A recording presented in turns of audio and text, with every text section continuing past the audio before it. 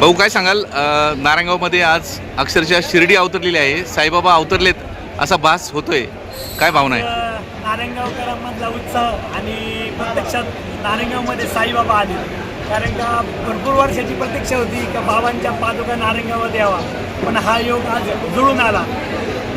मंदिराचे कार्यकारी अधिकारी असतील, गराडी साहेब असतील, त्याचप्रमाणे आपले कुंभकर्ण साहेब असतील, बांबेरे साहेब असतील, त्याचप्रमाणे आमचे पालखीचे अध्यक्ष श्रीकांतभाऊ वायाळ असतील, अनिल तात्या दिवटे असतील, भरपूर सारे इथे साईसेवक आहेत, दत्ताशेठ बोराडे आमचे मंचरचे, या सर्वांच्या सहकार्याने हा कार्यक्रम उभा राहतोय. कारण का असंख्य लोकांच्या भावना या साईबाबांच्या चरणी आज विलीन होणार. कारण का सांगायला आनंद वाटतो का बाबा स्वतः आल्यानंतर भक्तांना जो आनंद झाला आहे तो गणनात पावणार नाही, एवढा आनंद झाला आहे. इथून पुढच्याही काळात आम्ही शिर्डी देवस्थानचे खूप खूप आभार, कारण का त्यांनी बाबांच्या पादुका आज नारायणगावमध्ये दिल्या. मी त्यांचे साई ओम साई द्वारकामाईतर्फे आभार मानतो. ओम साई. दादा काय सांगाल, इथे एक वेगळं चैतन्य आहे, एक वेगळी ऊर्जा आहे, काय तुमच्या भावना आहेत? ओम साईराम.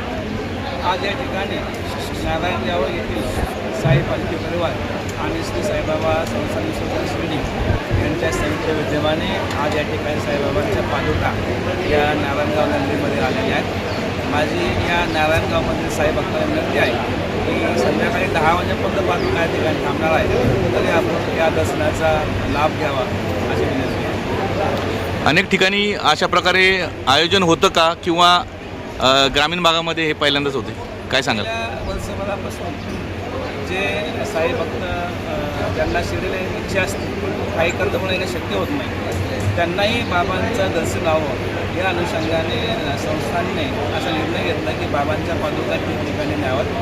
ज्या ज्या ठिकाणी मंदिराची म्हणा किंवा संस्थेची मागणी असेल त्या त्या ठिकाणी बाबांच्या पादुका संस्थान घेऊन जातात. जवळपास हा 11वा या ठिकाणी दौरा असेल गेल्या वर्षभरामधला, आणि खूप ठिकाणी चांगल्या प्रतिसाद मिळालेला मिळाला आहे.